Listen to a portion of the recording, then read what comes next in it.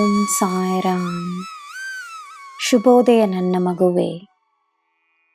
ಈ ದಿನದ ಬೆಳಕಿನಲ್ಲಿ ನಿನ್ನ ಜೀವನದ ಬೆಳಕನ್ನು ನೋಡು. ಸೂರ್ಯನ ಶಕ್ತಿಯಲ್ಲಿ ನಿನ್ನಲ್ಲಿರುವ ಶಕ್ತಿಯನ್ನು ನೋಡು. ಈ ದಿನ ನಿನಗೋಸ್ಕರವೇ ಎದ್ದು ಬಂದಿದೆ ಎಂದು ತಿಳಿದುಕೋ.